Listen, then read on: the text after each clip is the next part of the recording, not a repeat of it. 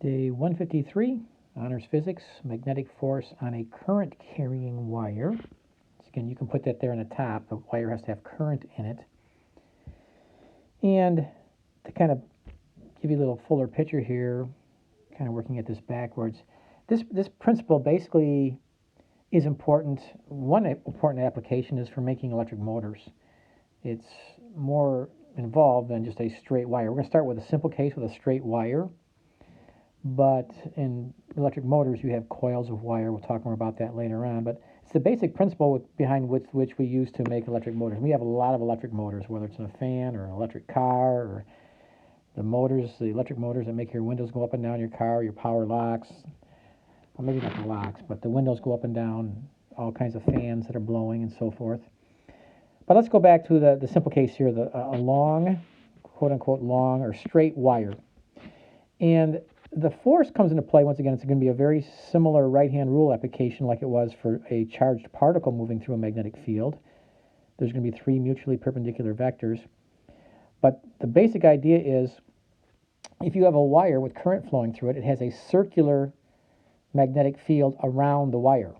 And if you put that wire in another linear magnetic field, like the Earth's magnetic field, they try to line up. And because one magnetic field is round, is circular, and the other is linear, straight, and it'll be uniform. It doesn't have to be uniform, but ours will be uniform. There's going to be a force because those two fields can't line up too well. But here's the math. So I drew out the math here. Very similar structure to the F equals QVB we did in day 152. But a magnetic force on a wire, which will be perpendicular, is the current in a wire times the length of the wire cross product, that's a cross product, times the magnetic field strength. So the cross product, once again, means the sine of theta. So I put F sub m here. This is F sub m over here as well. Force will be in newtons. The current will be in amps. The length of the wire in meters. And then you have your magnetic field strength. And we're assuming a uniform magnetic field, linear, straight line magnetic field. Let's give a couple of examples here. And once again, you're going to have F equals ILB. F will be the thumb, just like it was with F equals QVB using the right-hand rule. The only difference now is we have I, which is the current flow, which is the same as motion. It's the velocity like we had for the charged particle. So instead of V, we have I. So it's the same scenario we had yesterday. Let me give you an example. Let's say we have a wire that's laying on a table. And, well, here's a wire laying on a table, and it has current this way. And literally, let's say that that's east. You're sitting at a table where you are facing north, and the wire has current towards the east. That's the convention here. Well, let's figure out, and let's do this. Let's draw the right-hand rule diagram. So, for example, it's always going to be a circle for one of the three vectors. We have the current I to the right, and if you're sitting on a table and that wire is just laying there, automatically it has a magnetic field due to the Earth. That B right there would be the Earth's magnetic field. That's a B. Doesn't look much like a B. All right, I guess that's, there we go. The magnetic field of the Earth points towards the front of your room if you're facing north. So the current is to the right, and in that third vector spot, the circle, we have to find the force on that wire. So the unknown here is the force. I'll put it a different color here. The magnetic force on the wire. So the question is the magnetic force on the wire towards the ceiling or towards the floor? So you take your right hand and you have to have your index finger pointing to the right and your bad finger pointing to the front or the north, and automatically your thumb points towards the ceiling. So the force on that wire is towards the ceiling. So the answer would be a dot. The magnetic force is towards the ceiling. The issue is the wire is not going to lift off the table because the weight of the wire is probably way bigger than the magnetic force. I mean, if you had enough current, I guess the magnetic force could be greater than the gravitational force keeping it on the table, so it might levitate, but we'll talk more about that later. But in this case, the magnetic force is towards the ceiling. Let's do just a straight computation here. The second one well, let's just say these are the numbers involved for that particular wire. We're just going to do a plug and chug. So we're going to plug into F equals ILB.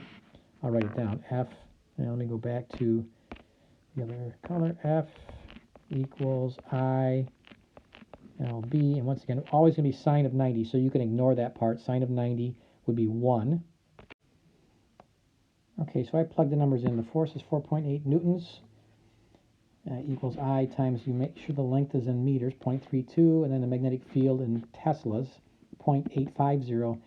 You get 17.6 amps of current in that wire, which is a lot of current, and that magnetic field is pretty strong as well. So those are pretty big numbers, probably not a realistic situation, but there would be the current in that wire, and the magnetic force would be towards the ceiling as we showed just above here. Okay, I'm outlining a little bit here. You have two wires laying on a table side by side. So we have a wire with 20 amps and a wire with 5 amps. So it starts off with current in the same direction. The two wires are 1.5 centimeters apart, 0.015 meters, and they have lengths of 25 centimeters. 25 centimeters. Now, we're going to put a few concepts together from the last few days. Each wire creates a magnetic field. And this is what we did 2 days ago. The force on a wire with current in it and a magnetic field is this. If we take those two things and combine them, without getting into all the details here, if I take this and substitute it in there, you end up with this equation. So I put some extra subscripts on here because what's happening here is each wire has a magnetic field that then will affect the other wire. So the two I's in these two equations, I'm going to call this I sub 1 and I sub 2. Bottom line is, when you combine that black circle into this force equation to the right here, you end up with this new equation, but the two currents don't have to be the same. So you can look at that mathematically and kind of convince yourself that is mathematically true, or you can just write this equation down. If we have a quiz on this, you'll be all open notes anyways. But this is the force that each wire exerts on the other wire. They each exert a force, equal force, according to Newton's third law. If wire A exerts a force on wire B, then wire B exerts the same force in the opposite direction on wire A. If we go through the directions on this before I plug in the numbers for the math, for example, let's take the wire on the left, the 20 amp wire. If we apply the right-hand rule to that wire, and I will draw the diagram over here on the left, and I'll use blue for my diagram. So the directional diagram always has a circle in it. Now in this case, this wire on the left has current. Its own current is in this direction. It has current, I'm just going to call that I, towards the top of the page. Oopsie. It has current towards the top of the page. Having some difficulty here. And it has, that's only one of the three vectors. We need F, we need I, and we need B, because those are the three vectors in this equation over here to the right. The force, we don't know which direction. We're looking for the force on that wire. We know its current is towards the top of the page, but what about B? Well, this first wire here on the left, okay, is creating a magnetic field that goes around it that hits the second wire, but it's not affected by its own magnetic field.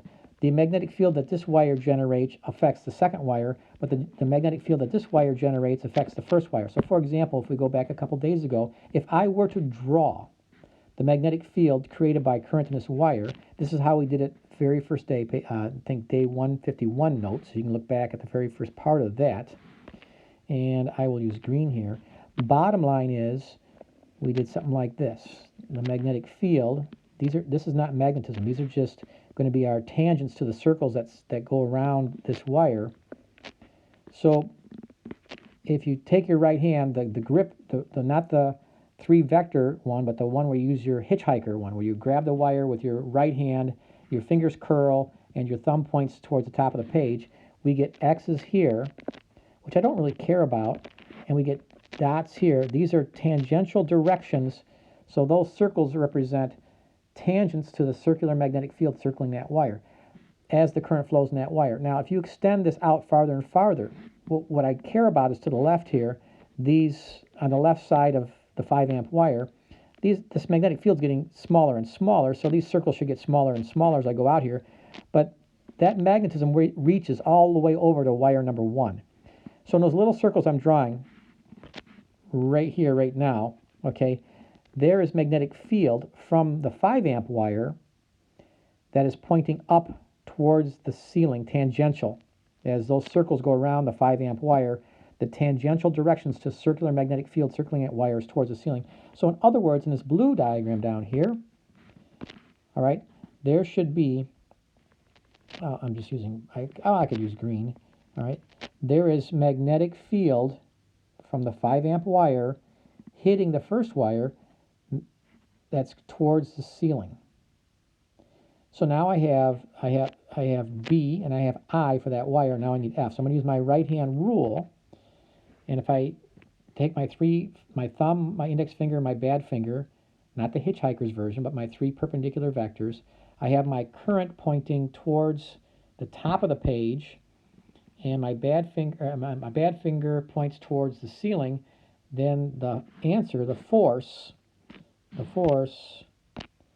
is to the right. And if you do that same logic on the 5 amp wire, it ends up that that wire will have a force towards the left if you go through that same scenario. Bottom line is, if I go up here and I'll take a shortcut because you don't want to keep going through this all the time. If 2 wires are laying side by side up here on the right, way up here on the right, they attract. Those 2 wires attract, which is kind of the opposite of what we've had with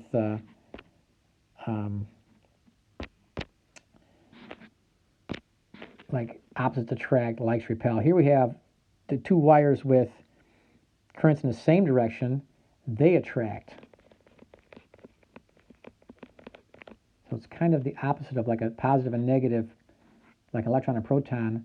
Opposites attract. Here we have the same direction of current attract. So it's a different phenomenon than a north pole and a south pole of a magnet, even though there's magnetism involved. So by virtue of the opposite now, the current in the opposite directions will repel. So in this first case that we're doing right now in part A, it says calculate the force they exert on each other. Now it's just simply a matter of plug and chug into that red circle, that's red circle equation, this equation right here. I'm just going to plug the numbers in, and I know those 2 wires attract, so that's my direction of attraction. So the force, I'll plug it in.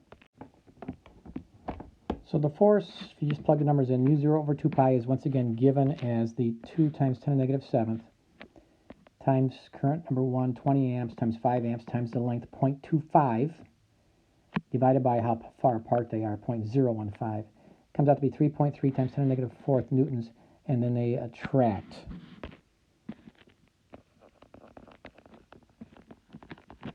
So they each exert that same force of attraction on each other. Now, part B in this problem is quite a little change of gears here. It's asking for the magnetic field midway between the wires. Now, there are 2 magnetic fields here that are clashing. The 5 amp wire has that green magnetic field, and between the wires, that magnetic field is tangentially towards the ceiling as we drew right there. This is kind of halfway in between. I'll use so this region right here is where I'm doing these black, well, I don't like how I did that. So these black dots that I'm kind of sketching in here is halfway between the wires. Now, the wire number 1, or the 20 amp wire, has a magnetic field that circles around that wire. And if we ignore the green right now, I'm looking at the wire on the left, this wire has magnetism that's like this. It gets weaker and weaker, and once again, that's what actually causes the force in wire number, the 5 amp wire, which we didn't, well, we calculated. It's the same force as we calculated, 3.3 times 10 to the negative 4th newtons. Those are forces. But now what we're doing here, and I can draw more of this, and all I care about is to the right of the 20 amp wire, To the left of the 20 amp wire, I can draw that. It's tangential to the circles that go around that wire as indicated with dots. So once again, in these blue circles that I just drew, those are tangential directions as you go around and around that 20 amp wire in the plane of this paper. But bottom line, in this region along this line right here, there's green and blue magnetism. I could actually expand the blue a little bit to kind of give you the idea here. The blue and the green are here together. Well, the blue goes towards the floor tangentially, and the green goes towards the ceiling tangentially. They're two vectors, though. It's easy to combine two vectors if they're diametrically opposed. One's straight down, one's straight up. That's the tangents to these circles. So the blue vector from the 20 amp wire is towards the floor, and the green vector tangentially towards the ceiling. So I need to calculate two vectors and then combine them, and we don't need components here because they are lined up, so to speak. So I'm going to calculate, let's do the blue one first. I'm going to call that B sub 1, that's the 20 amp wire, is mu 0 over 2 pi, that's 2 times 10 to the negative 7th. I'm sorry, 2 times, 10 to the negative 7th, times the current in the 20 amp wire is 20. And how far am I from that 20 amp wire? I'm halfway between the two wires. So I'm 0.0075 meters. So half of the 1.5 centimeters is 0.75 centimeters. Actually, I think, no, that's one too many zeros. No, that's right. That's the right number of zeros. If I plug that all in, I get a net or a magnetic field strength tangential only at that region, halfway between the two wires, towards the floor of that strength of Teslas. Then I have to calculate the green vector, which is towards the ceiling. I'll switch colors here. So basically the magnetic field strength at 0.75 centimeters from the 5 amp wire, which is once again halfway between the two wires, is 1/4 of the blue magnetic field, because the only thing that's changed is 1/4 the current. So B sub 2 vector is tangentially up towards the ceiling, and the blue vector is towards the floor. So when I add those, I get my total combined answer. B total is the 5.3 down minus the 1.3 up, gives you what, 4.0 times 10 to the negative 4th Teslas, and that would be towards the ceiling, no, towards floor, because the floor one is bigger. So toward floor, or you could just put a circle with an X in it that indicates towards the floor. So that's all the way along that region. So all the way along here, that's the strength of that magnetic field. It would be tough to do it any other place because that's the only place where they're, well, no, you could do it any other place because, here the blue would just be that even bigger and the green would be even weaker. You just have to calculate two vectors and subtract them again. And so you could do it at any location, but that middle spot is one of the easier ones because it's the same distance for both. Okay, here are some interesting vector problems, totally separate problems, but they're related to the one we just did. These will take several steps. For A and B are totally separate problems. Basically, A is like we did on the first part of the last problem. You're applying the F equals mu 0 over 2 pi I sub 1, I sub 2, L over R. And also, what I've added to this diagram, which I don't think is in your diagram, are the directions of the currents. For example, this 8 amp wire has current going towards the floor. These are wires that are like telephone poles. They're standing. So they're like stakes stuck in the ground. So this wire has current going towards the floor. This wire has current going towards the ceiling. This wire has current going towards the ceiling. It's the same problem over here, but that's going to be the magnetic field question like we just did. But each pair of two wires exerts forces on each other. So we have a triple vector problem here, but they're not component problems where there's going to be angles that we got to find components, as you'll see as we go along. So that makes it a little bit easier, even though there's still several steps. But for example, you take these two at a time. If you look at the 8 amp and the 6 amp wire, we already know if they have currents in the opposite directions, they repel each other. And you should draw that on a diagram. In other words, these two wires repel each other, and I'll do that with, I'll call this and this, and they repel each other equally. I'm going to call that F sub 1 and F sub 2. F sub 1 equals F sub 2. It's just a matter of plugging into that equation right there. I'll do it in blue. F sub 1 equals F sub 2 equals mu 0 over 2 pi, which is 2 times 10 to the negative 7th, times the product of the two currents, which is 8 times 6, 8 times 6, times the length of the two wires. They're 0.45 centimeters, 0.45 centimeters long, or meters, divided by how far apart they are. They're 3 centimeters apart, so it's 0.03. So F sub 1 equals F sub 2 equals, so that comes out to be 1.44 times 10 to the negative 4th newtons. And I'm going to go a little faster here because we're getting short on time. But for example, let's take the 6 amp and the 4 amp wire. They have currents in the same direction, or both towards the ceiling. So they attract each other. They attract, but they attract equally. I'm going to call that F sub 3 and F sub 4. And I'm going to plug into the same equation that I just did before. Instead of an 8 and a 6, I'm going to have a 6 and a 4, and the distance will be 0.05. So those are the numbers I'm plugging in, and then I will take the shortcut and write down what those answers are. So I did the calculation there. So what I did is I still had 2.0, 2 times 10 to the negative 7th, but instead of an 8 and a 6, I had the 6 and a 4, and the distance, they're still 0.45 centimeters long, but the distance is 0.05. You plug that all in, you get 0.43 times 10 to the negative 4th. I put it in unconventional scientific notation so that these two negative 4s lined up. Now I take the outer two wires, the 8 and the 4. They have currents in the opposite directions, so they repel. They repel each other. I'm going to draw that with 2 more vector arrows. So they repel. It's going to be a weak repulsion. I'm going to call that F sub 5 and F sub 6. They repel. And likewise, I will calculate those two, and I know the distance is 8 centimeters between those two wires. So I got to plug in 8 amps, 4 amps, and then a distance of 0.08 meters. So once again, I've plugged into this equation with, instead of an 8 and a 6, it's an 8 and a 4, 0.45 divided by 0.08 total distance between the outer two wires. All right, we're almost done with this part of the problem. What you're going to do now is look at the vector diagram. You need to figure out the force on each wire. The 8 amp wire.